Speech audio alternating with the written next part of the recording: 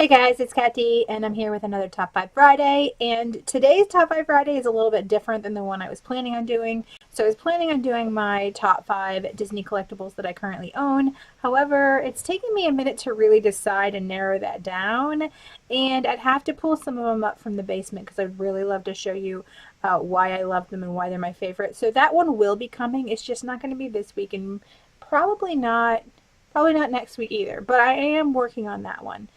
I'm going to really enjoy doing that video, but today I'm going to do a little bit, I'm not going to say simpler, but I don't have to pull anything out of boxes or out of the basement. So today we're going to be doing my top 5 favorite horror movies. Now, if you guys have seen my channel or have been watching my videos over the course of since I started YouTube, you guys know I'm like the biggest contradiction on the face of the planet because I love Disney and I love horror. I know. It's so weird. They should put them together. Is that really a contradiction that I love princesses and Freddy Krueger? Maybe. So this list might surprise you. I do have some honorable mentions. I could have put 75 different movies on the honorable mentions list. There are so many horror movies that I love for different reasons. The ones that I did narrow down to my top 5, they might be surprising to you, but I just feel like if I were grading every aspect of the movie, they got the highest score. There are movies that are really bad that I personally really love, but not as much as some of the other movies that are on this list. So let's get right to this. I'm going to mention 3 honorable mentions and then move on to my top 5. Alright, so the first one I would love to mention is, as an honorable mention, is Aliens. Now, I love the Aliens. I loved Alien and I loved Aliens. Everything after that was crap to me. And I know you can hate me, but these opinions are my own. If you love them, I'm so sorry. Please don't hate me. The fabulous thing about opinions is everybody can have one. If everyone loved the same thing, this world would be so boring. So yeah, I loved Alien, but I really loved Aliens. It was my favorite in the whole franchise of Alien, and it almost made my top 5, but not quite. So another honorable mention is Halloween. Now, the reason why this made the list is not because it's the best movie. Well, to me, it's not the best horror movie ever. But if you guys know, Halloween had such a small budget. It had a ridiculously small budget. And I don't think they really planned on it being as big of a hit as it was. And obviously Jamie Lee Curtis was in it. And the movie for its time was fabulous. It was eerie. It was creepy. And I loved it. And I still love it. But I don't love it as much as some of the other movies on this list, but it had to be mentioned because Michael Myers, hello. Okay. So my last honorable mention is actually one that if one of the other ones were not on this list, this would be my number 5 for sure, and that is Poltergeist. Now, Poltergeist scared the ever-living crap out of me. The guy who plays Kane, he is the creepiest person. They cast him so well. I think I actually did a review on Poltergeist. If not, I definitely will have to this Halloween. I think I might reattempt my horror movie reviews this October. Maybe film some well ahead of time so I don't feel so behind to accumulate all my thoughts. Let me know if that's something you guys want to see. If you want to see more horror movie reviews, maybe on some less well-known movies or whatnot. But those were all my honorable mentions, so let's get into the top 5. Alright, so coming in at number 5 is a guilty pleasure of mine. It is not the best horror movie of all time, but that is Scream. I loved Scream. Alright, so the premise of this is really super simple. A year ago, this particular girl's mother was murdered. Now it's a year later, and she's being terrorized by a new killer who targets her and her friends using horror films as a part of the game. It's crazy. So if you love horror movies, obviously, it's great. It has comedy and It's scary and it has comedy, and you think you know who did it, but then you don't think you know who did it, but then you know who did it, but then you don't know who did it. And the first one was amazing. Neve Campbell was amazing in this movie. You have Courtney Cox and David Arquette, and I think this movie brought them together and they actually got married, but then they got divorced. But yes, it was a great movie. I loved it. It was directed by Wes Craven, and I think there's another Wes Craven film on this list.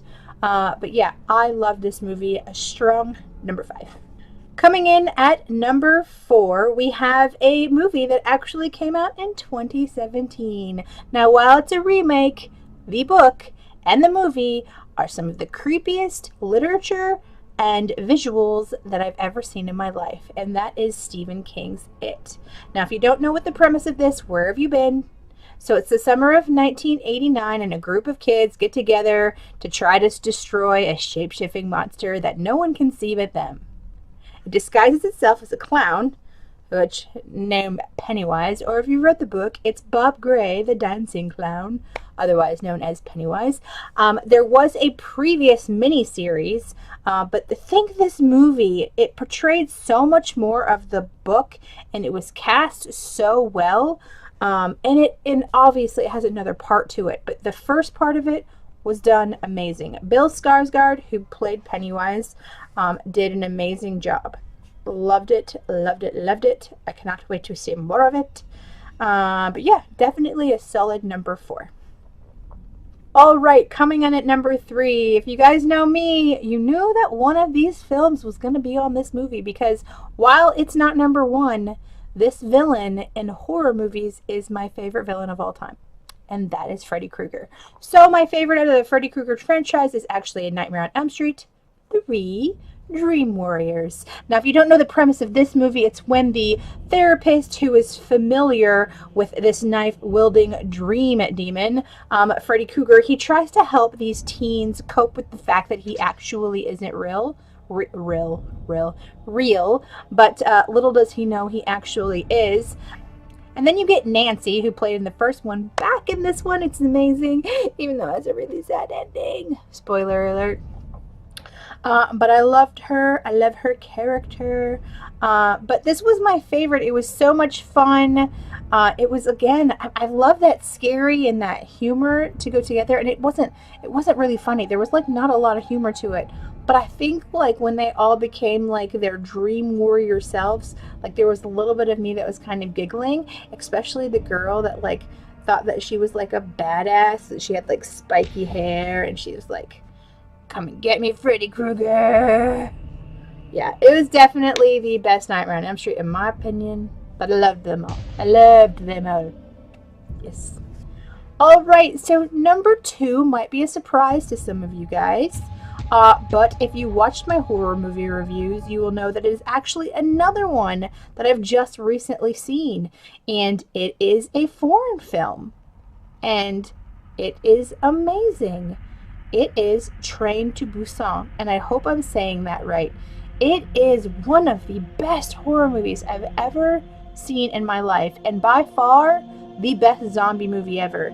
I can't remember the last time a horror movie made me cry, and this horror movie made me cry. I got so connected to the characters, even though like I was reading all these subtitles, I would watch this movie over and over. I felt like the concept of it was so realistic, and like I know it's a zombie movie, how is it realistic? But you need to watch it. If you're the type of person that does not like zombie movies or doesn't like foreign movies, seriously, watch this movie, and if you don't like it, then you can honestly tell yourself you'll never love foreign or zombie movies ever again. I mean, if you're a horror lover, I don't know if that's really true, I'm just guessing. But a zombie virus breaks out in South Korea, and passengers are trying to survive while they're taking a train from Seoul to Busan. So that's what it is. This little girl really wants to go see her mother, and I think her father and mother are like estranged, so he takes her, or tries to take her to Busan, and this is what happens. Or this is where it kind of starts. But now I really want to go watch it again. Like, really want to go watch it again. Okay, so we're down to numero uno. Do you guys think you know what it is? Maybe? Alright, number 1 is The Conjuring. Now, no, don't freak out. What are you talking about? The Conjuring. Oh, this movie. This movie scares me or scared me for so many reasons. Okay, first let's just talk about the soundtrack to this movie. The creepiest sound ever. Yeah, creepy as all get out, right? First, the soundtrack. The lighting in this movie was unreal. It felt so realistic. Okay? Not only that, it's like a dark presence you couldn't really see. Like you couldn't see it. Like what's going on? So if you want to know the premise of this, it is based on the real life stories or written stories from the investigators Ed and Lorraine Warren, and this follows the Perron family. Now I have an actual photo of the Perron house, and I also have a photo of I believe the Perron family except for the father. Now this is so creepy, right? This is based on actual things that happened or supposedly happened. I know there are some skeptics out there, but it makes this so much more scary. Like the fact that this wasn't just written from nowhere. And I read an article saying that the real life account of what happened was so much worse than what the movie portrayed. I mean, can you imagine if something like this, if you were being terrorized, if your kids were being, threatened or thrown or pulled by their hair by something that you couldn't see, or that literally your life was in danger by something a dark presence that you had no control over, and you couldn't protect your family. It's so scary to me. Like, if this happened, I have no idea what I would do. Like, this falls in the line of the same kind of, if you're wondering, like, The Exorcist almost made more honorable mentions. It kind of makes me feel like that same thing, right? Like, this helplessness that you just can't fix or do anything. Like, it's so great. So great. I wish I could give you more. So Ed and Lorraine are actually helping the Perron family, trying to rid their house of this dark presence, if I didn't say that. 10 out of 10 on this movie. 10 out of 10 on the ambiance. 10 out of 10 on the soundtrack. Just 10 out of 10. Great movie. I loved it. I loved it. So that was my top 5. Not really. Guess what? We have a tie for number 1. Yes, you thought I was finished, but I wasn't, because these two movies, oh my god. So what was tied with The Conjuring is none other than another foreign film, and this one was by Guillermo del Toro. He was the director, and the movie is Pan's Labyrinth. Oh my god, this movie. Like, it was amazing. The aesthetics of this movie, the how dark and creepy it was. It is a Spanish movie, so you have to read subtitles, or unless you speak Spanish. I wish that I did, but I don't. But it follows this young girl named Ophelia and her mother, who's actually sick at the time, and she arrives at the post of her new husband. So it's the little girl's stepfather, who is actually a sadistic army officer, and during this whole time, and she's kind of battling this issue, and she kind of falls into this fantasy world, and she encounters this faun named Pan, who tells her about this legendary lost princess and how she has to complete dangerous tasks in order to claim immortality, and in this case she wants to save her mother, so she's trying to be that person and trying to save her mother, but it's so good. Have you seen this movie? It is amazing. Also, if you stay tuned at the very end of this video, I need to get the papers together, but I'm going to do the drawing for those of you that entered my giveaway. Be back in a second. Okay, and we're back. And oh my gosh, the magic that is movie making or YouTube video making. So I have a mug here. And if you guys are entered into the giveaway on one of my top 5 Fridays, I believe it was my Game of Thrones top 5 Friday, at the very end there was some giveaway information and you had to give me the answer to the question I asked, and at the end you had to like hashtag Katt Dee something or another. I can't remember at this point, but I went through, and everyone who followed those instructions, you had to have followed the instructions, you had to put the hashtag, then you were being entered into this giveaway, and I'm going to like show you everyone that qualified. If you think that you qualified for this giveaway and I did not call your name, please PM me privately and I'll probably tell you why you did or did not get entered into the giveaway. All right, so the first name the first name is Rogan Bite, and I'm gonna put them here in my trusty cup. Then we have Jenna Osborne. I know, I don't use those fancy things. This is so much more fun for me, except when I have like 200 people. Jamie Turner. Timberly over at Florida's Bluest Angel. Then we have Jed Indiana Jones. Can you see that? Then Kate Lucy K or Lucic. I think it's Lucy K. Russman 80.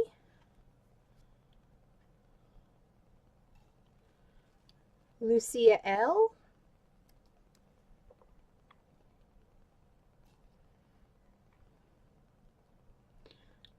Eric Gonzalez. Captain Charisma.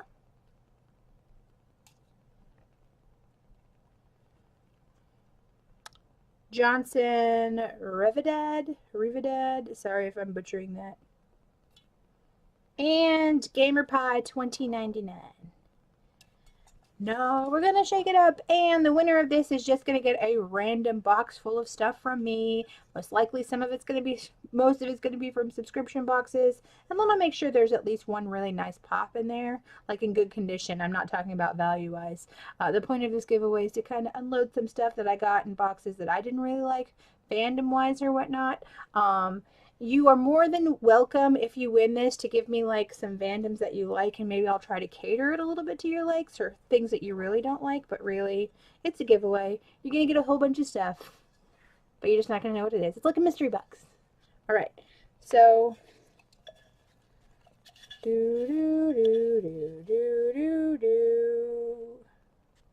and the winner is Jed Indiana Jones. So Jed Indiana Jones, you have 48 hours to get in touch with me. If you do not get in touch with me, and then I'm going to draw another name. I'll keep all the names here in this little happy cup here. If you are not 18 years old or older, please get your parents' permission. I do not want to send some stuff to you and then get yelled at by folks.